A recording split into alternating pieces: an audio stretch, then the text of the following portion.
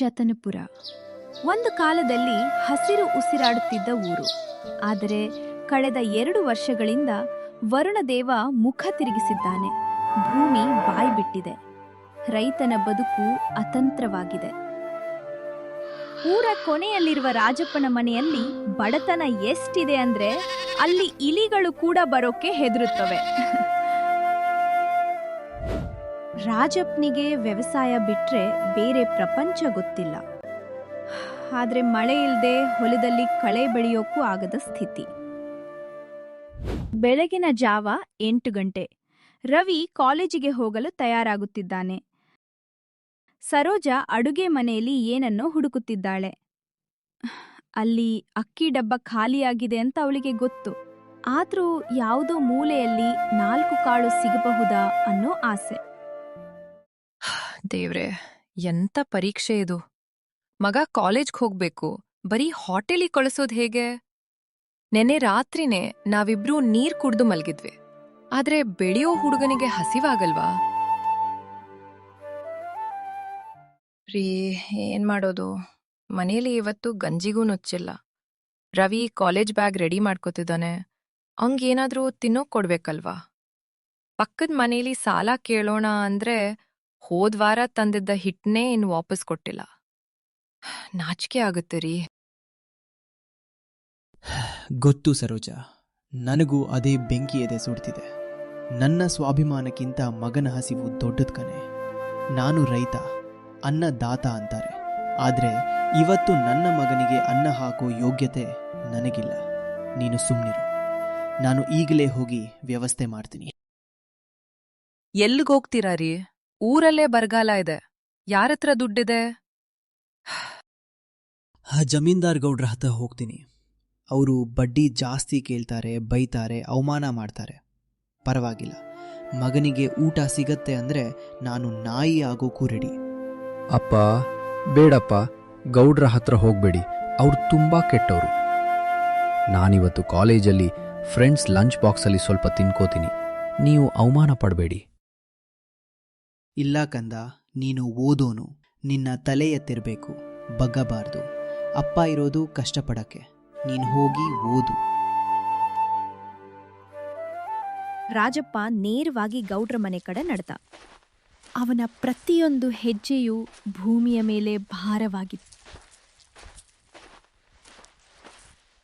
ಓಹೋ ರಾಜಪ್ಪ, ಏನು ದಾರಿ ತಪ್ಪಿ ಬಂದ್ಬಿಟ್ಟಿದ್ಯಾ?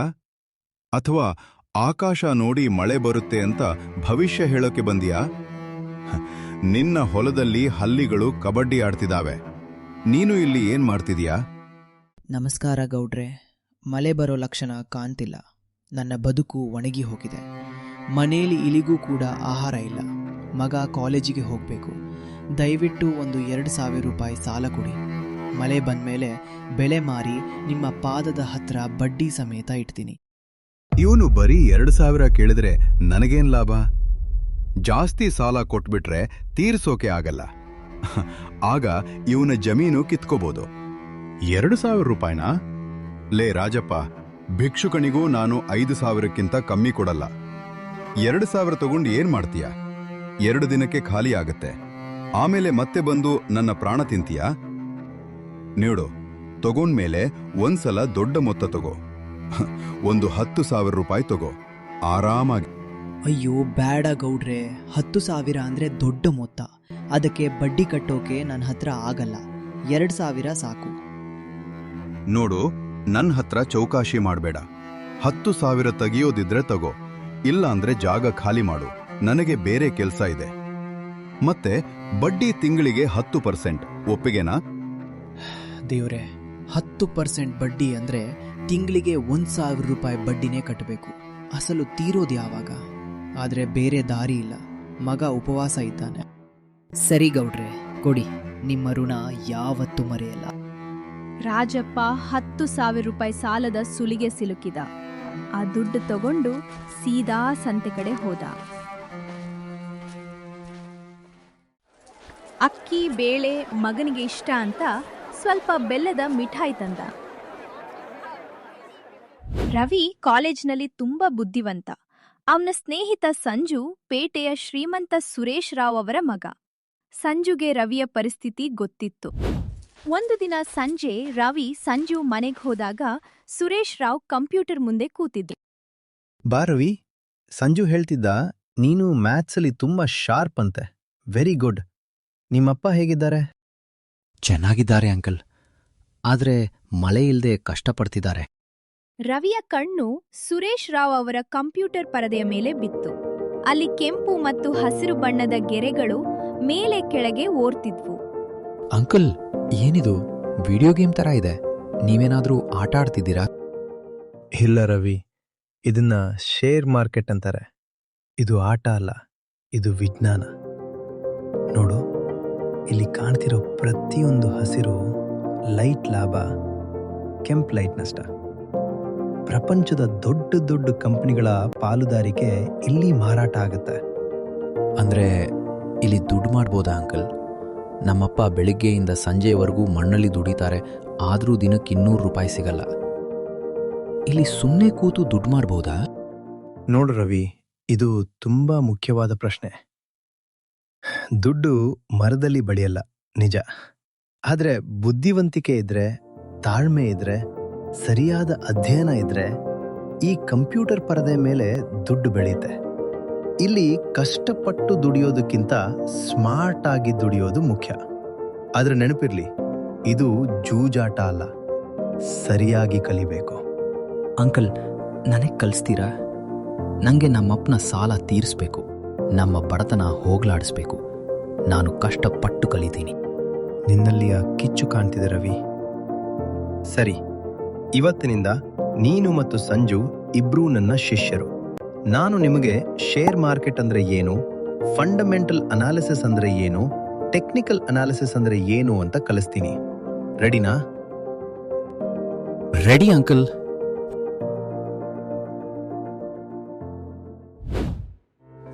ಅಂದಿನಿಂದ ರವಿ ಪ್ರತಿದಿನ ಸಂಜೆ ಸಂಜು ಮನೆಗೆ ಹೋಗ್ತಿದ್ದ.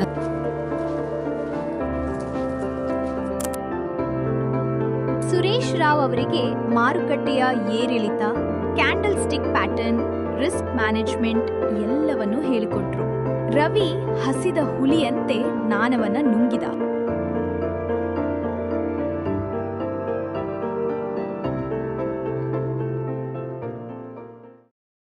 6 ತಿಂಗಳು ಕಳೆಯಿತು. ಸುರೇಶ್ ರಾವ್ ರವಿ ಮತ್ತು ಸಂಜುಗೆ ತಲಾ 10,000 ರೂಪಾಯಿ ಕೊಟ್ಟು ಟ್ರೇಡಿಂಗ್ ಅಕೌಂಟ್ ಓಪನ್ ಮಾಡಿಸಿಕೊಟ್ರು. ರವಿ, ಈ 10,000 ರೂಪಾಯಿ ನನ್ನ ಗಿಫ್ಟ್ ಅಲ್ಲ, ಇದು ಸಾಲ. ಇದನ್ನು ನೀನು ಬಂಡವಾಳವಾಗಿ ಬಳಸಿ ಲಾಭ ಮಾಡಿ ನನಗೆ ವಾಪಸ್ ಕೊಡಬೇಕು. ಇದು ರಿಯಲ್ ಟ್ರೇಡಿಂಗ್. ಹುಷಾರು. ಸರಿ ಅಂಕಲ್, ತುಂಬಾ ಧನ್ಯವಾದಗಳು ನಿಮಗೆ. ರವಿ ಟ್ರೇಡಿಂಗ್ ಶುರು ಮಾಡಿದ. ಆರಂಭದಲ್ಲಿ ಸಣ್ಣ ಪುಟ್ಟ ಲಾಭ ಬಂತು. 500, 1,000 ರೂಪಾಯಿ ಲಾಭ ನೋಡಿ ರವಿಗೆ ವಿಶ್ವಾಸ ಬಂತು. ಒಂದು ದಿನ ಅವನಿಗೆ ದುರಾಸೆ ಬಂತು. ಈ XYZ ಕಂಪನಿ ಶೇರ್ ಬೆಲೆ ಬರೀ 5 ರೂಪಾಯಿ ಇದೆ. ಇದನ್ನ ಪೆನ್ನಿ ಸ್ಟಾಕ್ ಅಂತಾರೆ. ನನ್ನ ಹತ್ರ ಇರೋ ಪೂರ್ತಿ 12,000 ರೂಪಾಯಿನ ಇದಕ್ಕೆ ಹಾಕಿದ್ರೆ ನಾಳೆ ಇದರ ಬೆಲೆ 10 ರೂಪಾಯಿ ಆದರೆ ಸಾಕು, ನನ್ನ ದುಡ್ಡು ಡಬಲ್ ಆಗುತ್ತೆ. 24,000 ಆಗುತ್ತೆ. ಒಂದೇ ದಿನದಲ್ಲಿ ಅಪ್ಪನ ಸಾಲ ತೀರಿಸಬಹುದು. ರವಿ ಸುರೇಶ್ ಅಂಕಲ್ ಹೇಳಿದ್ದನ್ನ ಮರೆತ. ರಿಸ್ಕ್ ಮ್ಯಾನೇಜ್ಮೆಂಟ್ ಮರೆತ. ಪೂರ್ತಿ ದುಡ್ಡನ್ನ ಆ ಕಂಪನಿ ಮೇಲೆ ಹಾಕಿದ. ಮರುದಿನ ಮಾರ್ಕೆಟ್ ಓಪನ್ ಆದಾಗ ಆ ಕಂಪನಿಯಲ್ಲಿ ಫ್ರಾಡ್ ನಡೆದಿದೆ ಅಂತ ನ್ಯೂಸ್ ಬಂತು. ಶೇರ್ ಬೆಲೆ 5 ರೂಪಾಯಿಯಿಂದ ನೇರವಾಗಿ 1 ರೂಪಾಯಿಗೆ ಬಿತ್ತು. ರವಿಯ 12,000 ರೂಪಾಯಿ ಕರಗಿ ಬರೀ 2,440 ಆಗಿತ್ತು. ಅಯ್ಯೋ, ಇದೇನಾಯ್ತು? ಸುರೇಶ್ ಅಂಕಲ್ ಕೊಟ್ಟ ದುಡ್ಡು ಹಾಳು ಮಾಡಿದೆ. ನಾನ್ ದಡ್ಡ, ಅತಿ ಆಸೆ ಪಟ್ಟೆ. ಈಗ ಅಂಕಲ್ಗೆ ಏನು ಉತ್ತರ ಕೊಡ್ಲಿ? ರವಿ, ಅರಬೇಡ. ಇದು ಶೇರ್ ಮಾರ್ಕೆಟ್ನ ಮೊದಲ ಪಾಠ. Never put all your eggs in one basket. ಅಂದ್ರೆ ಎಲ್ಲ ಮೊಟ್ಟೆಗಳನ್ನ ಒಂದೇ ಬುಟ್ಟಿಯಲ್ಲಿ ಇರಬಾರ್ದು. ನೀನು ದುರಾಸೆಗೆ ಬಿದ್ದೆ, ಕಂಪ್ನಿ ಬಗ್ಗೆ ಓದ್ಲಿಲ್ಲ. ಇನ್ಮೇಲ್ ನೆನಪಿರ್ಲಿ, ದುಡ್ಡು ಕಳ್ಕೊಂಡ್ರೂ ಪರವಾಗಿಲ್ಲ, ಪಾಠ ಕಲಿಬೇಕು. ಎದ್ದೇಳು, ಮತ್ತೆ ಶುರು ಮಾಡು. ಆ ಸೋಲು ರವಿಗೆ ದೊಡ್ಡ ಪಾಠ ಕಲಿಸ್ತು. ಅವನು ಮತ್ತೆ ಹಗಲು ರಾತ್ರಿ ಅಧ್ಯಯನ ಮಾಡಿದ. ಸಣ್ಣ ಸಣ್ಣ ಮೊತ್ತದಲ್ಲಿ ಟ್ರೇಡ್ ಮಾಡಿ ಕಳೆದುಕೊಂಡ ದುಡ್ಡನ್ನ ವಾಪಸ್ ಗಳಿಸಿದ.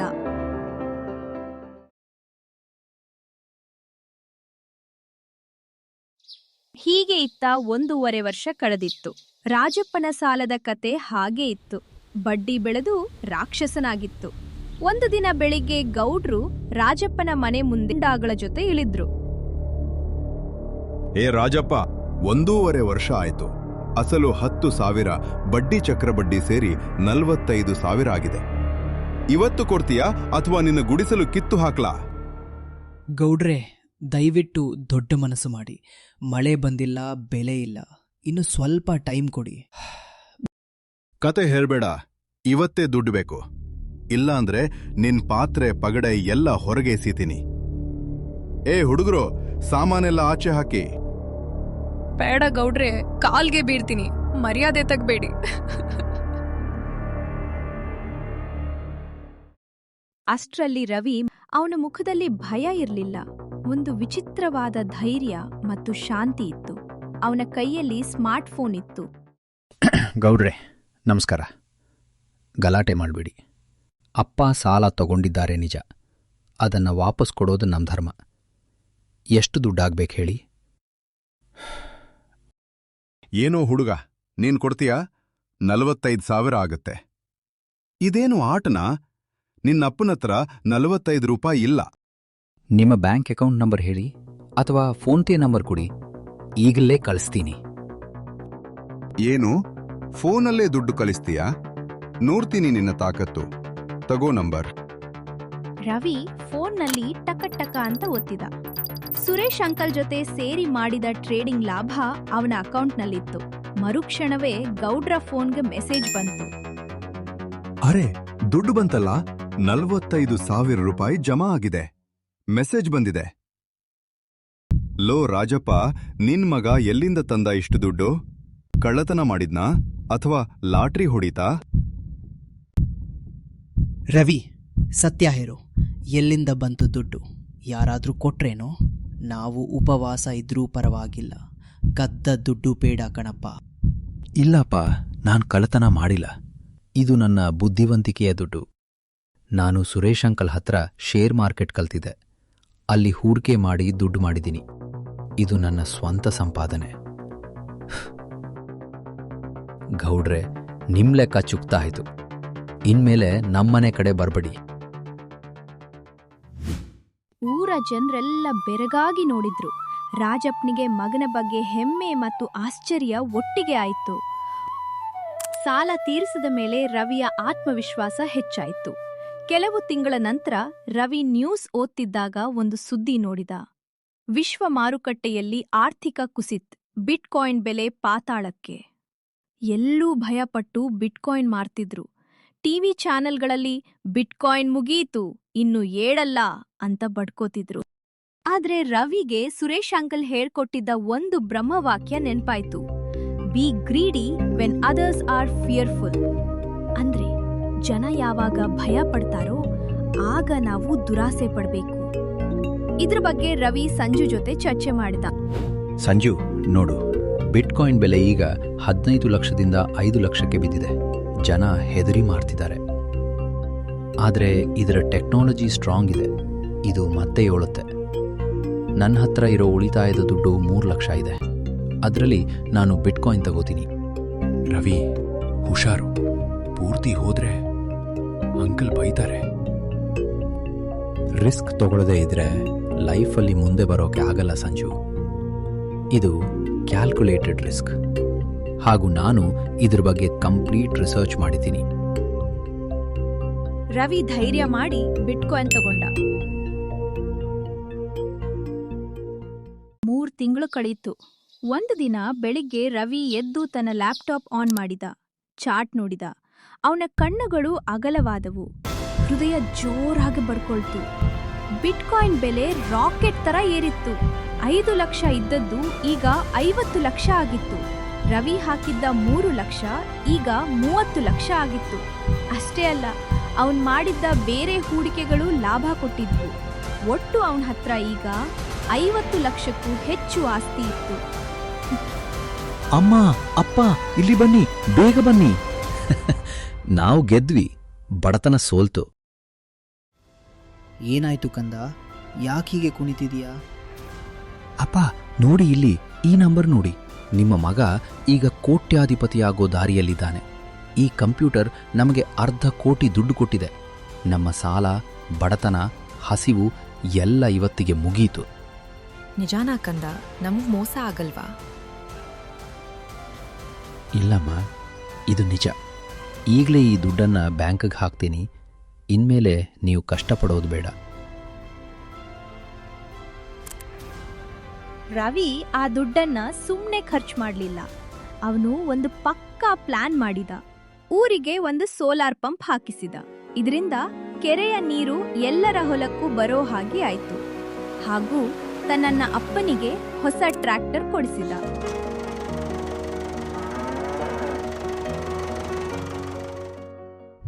ಒಂದು ದಿನ ಗೌಡ್ರು ಕೂಡ ರವಿ ಹತ್ರ ಬಂದ್ರು. ರವಿ, ನಿನ್ನನ್ನು ನಾನು ಚಿಕ್ಕವನು ಅಂತ ಹೀಯಾಳಿದ್ದೆ. ಆದ್ರೆ ನೀನು ಬುದ್ಧಿವಂತಿಕೆಯಲ್ಲಿ ನನಗಿಂತ ದೊಡ್ಡವನು. ನನಗೂ ಈ ಶೇರ್ ಮಾರ್ಕೆಟ್ ಕಲಿಸ್ತೀಯಾ? ಖಂಡಿತ ಗೌಡ್ರೆ, ಜ್ಞಾನ ಹಂಚಿದ್ರೆ ಹೆಚ್ಚಾಗುತ್ತೆ. ಆದರೆ ಒಂದು ಮಾತು, ದುಡ್ಡು ಮಾಡೋಕ್ಕೆ ಅಡ್ಡ ದಾರಿ ಹಿಡಿಬಾರ್ದು, ಜ್ಞಾನದ ದಾರಿ ಹಿಡಿಬೇಕು. ನನ್ನ ಮಗ ಮಣ್ಣಿನ ಮಗನಾಗಿ ಉಳಿಯಲಿಲ್ಲ, ಅವನು ಊರಿನ ದೀಪ ಆದ. ವ್ಯವಸಾಯದ ಜೊತೆಗೆ ಟೆಕ್ನಾಲಜಿ ಸೇರಿದ್ರೆ ಬಡತನ ಇರಲ್ಲ ಅನ್ನೋದನ್ನ ತೋರಿಸಿಕೊಟ್ಟ. ನೋಡಿದ್ರಲ್ಲ ವೀಕ್ಷಕರೇ, ಜಗತ್ತು ಬದಲಾಗ್ತಿದೆ. ಹಳ್ಳಿಯ ಗುಡಿಸಲಲ್ಲಿ ಹುಟ್ಟಿದ್ರೂ ಸರಿ, ಸರಿಯಾದ ಮಾರ್ಗದರ್ಶನ ಮತ್ತು ಶಿಕ್ಷಣ ಸಿಕ್ಕರೆ ಪ್ರಪಂಚವನ್ನೇ ಗೆಲ್ಬೋದು. ರವಿ ಕೇವಲ ಅದೃಷ್ಟದಿಂದ ಗೆಲ್ಲಲಿಲ್ಲ. ಅವನು ಸೋತ, ಕಲಿತ, ರಿಸ್ಕ್ ತಗೊಂಡ ಮತ್ತು ತಾಳ್ಮೆಯಿಂದ ಕಾದ. ಶೇರ್ ಮಾರ್ಕೆಟ್ ಆಗ್ಲಿ, ಜೀವನವಾಗ್ಲಿ, ಕಲಿಕೆ ಇಲ್ಲದೆ ಗಳಿಕೆ ಸಾಧ್ಯವಿಲ್ಲ. ನಿಮ್ಮ ಮಕ್ಕಳಿಗೂ ವಿದ್ಯೆ ಕಲಿಸಿ ಪ್ರಪಂಚದ ಜ್ಞಾನ ಕೊಡಿ. ಆಗ ಅವರು ರವಿಯಂತೆ ಗೆಲ್ತಾರೆ. ಶುಭವಾಗಲಿ.